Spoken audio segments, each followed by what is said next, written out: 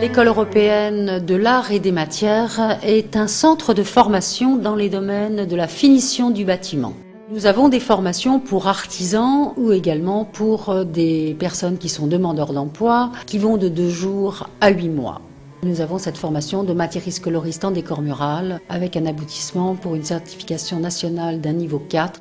Nous avons aussi mis en place des formations de concepteurs-applicateurs en décor de sol qui touchent tout ce qui est béton, béton coloré, ciré, poli, terrazzo, mortier de chaux et également finition en plâtre. Nous avons une autre structure qui s'appelle la manufacture et qui permet à des personnes qui sortent de formation de pouvoir créer leur propre entreprise à la sortie de ce SAS. Et pour finir, un département recherche des développements concernant les produits, l'ergonomie et également la pédagogie. Nos intervenants sont tous des professionnels faisant notoriété dans leur domaine qui viennent des 4 coins de France et également des différents pays de la communauté européenne.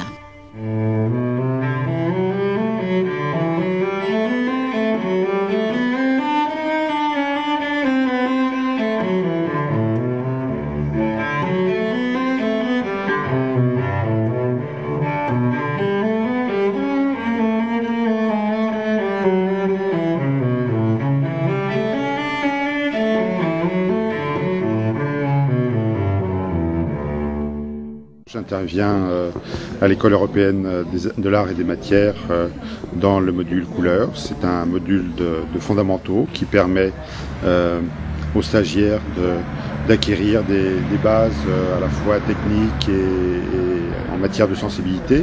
Alors ce que je peux dire, c'est que l'école m'a énormément apporté parce que j'ai découvert carrément un métier et qu'elle est aujourd'hui en droite ligne avec ce que je fais.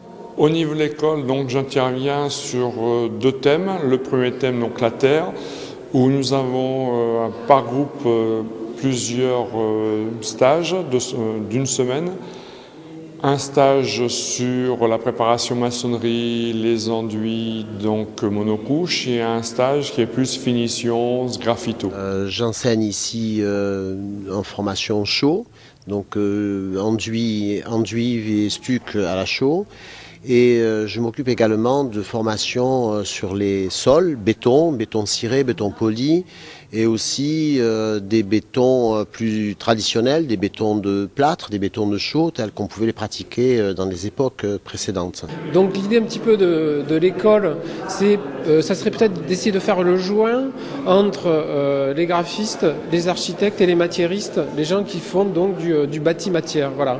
Et donc il y a ici une plus-value graphique qu'il n'y aurait pas s'il n'y avait pas eu l'intervention donc du métier de graphiste en général qui doit organiser l'espace pour qu'on ait une sorte de cohésion, sans parler d'harmonie, mais en tout cas une cohésion, une prise en compte des dimensions du mur.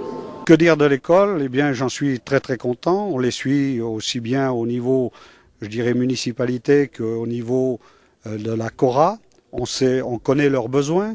On sait qu'actuellement, ils cherchent à se développer, ils cherchent à avoir un local beaucoup plus apprécié et beaucoup plus approprié à leur mission. Écoutez, je suis ravi de venir aux journées portes ouvertes de l'École européenne des arts et métiers. Je suis le nouveau président de Cora, la communauté de communes du Pays Ravastinois. Et avec Jean Noblet, qui est un des vice-présidents chargés du dossier culture, nous nous attacherons à poursuivre le partenariat qui existe déjà avec l'école. Et nous ferons en sorte les uns et les autres de trouver les solutions optimales qui permettront à l'école d'avoir un fonctionnement des plus efficaces et un rayonnement qui ira largement au-delà du Pays Ravastinois, ce qui est déjà le cas. Donc merci pour cette journée portes ouvertes et bon vent à l'École européenne des arts et métiers.